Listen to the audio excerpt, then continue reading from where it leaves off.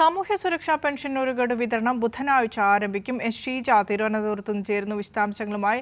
ഷീജ, ഒരു ഗഡു ബുധനാഴ്ച വിതരണം ആരംഭിക്കുമെന്നാണ് പറയുന്നത്. എത്ര രൂപയാണ് സർക്കാർ വകയിരുത്തിയിട്ടുള്ളത്? വിശദാംശങ്ങൾ കൂടി.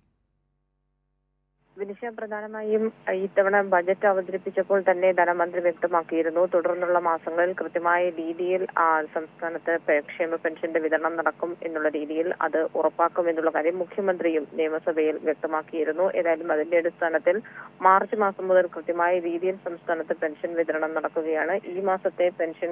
ഈ മാസം നൽകുന്ന ഒരു ഗഡു അതിന്റെ വിതരണം ഈ മാസം 24-ന്, അതായത് ബുധനാഴ്ച മുതലാണ് ആരംഭിക്കുമെന്ന് പറഞ്ഞിട്ടുള്ളത്. ഇതിനുവേണ്ടി 900 കോടിയാണ് ഇപ്പോൾ ധനവകുപ്പ് അനുവദിച്ചിരിക്കുന്നത്. 1600 രൂപ വീതമാണ് ഗുണഭോക്താക്കൾക്ക് പെൻഷൻ ലഭിക്കുക. പതിവ് രീതിയിൽ തന്നെ അക്കൗണ്ട് നമ്പർ നൽകിയിട്ടുള്ളവർക്ക് അക്കൗണ്ട് വഴിയും മറ്റുള്ളവർക്ക് സഹകരണ സംഘങ്ങൾ വഴി നേരിട്ട് വീട്ടിലുമായിരിക്കും ക്ഷേമ പെൻഷൻ എത്തിക്കുക. ഏതായാലും മാർച്ച് മാസത്തിൽ ഒരു ഗഡു, ഏപ്രിലിൽ 2 ഗഡു, തുടർന്നിങ്ങോട്ടുള്ള ഓരോ മാസങ്ങളിലും മെയ് മാസത്തിലും ജൂണിലും ഒക്കെ ഓരോ ഗഡു വീതം കൃത്യമായി വിതരണം ചെയ്തു. ജൂലൈയിലും ഇപ്പോൾ ഒരു ഗഡു വിതരണം ചെയ്യുവാൻ വേണ്ടി തുക അനുവദിച്ചു കഴിഞ്ഞിട്ടുണ്ട്. ബുധനാഴ്ച മുതൽ തന്നെ വിതരണം ആരംഭിക്കും.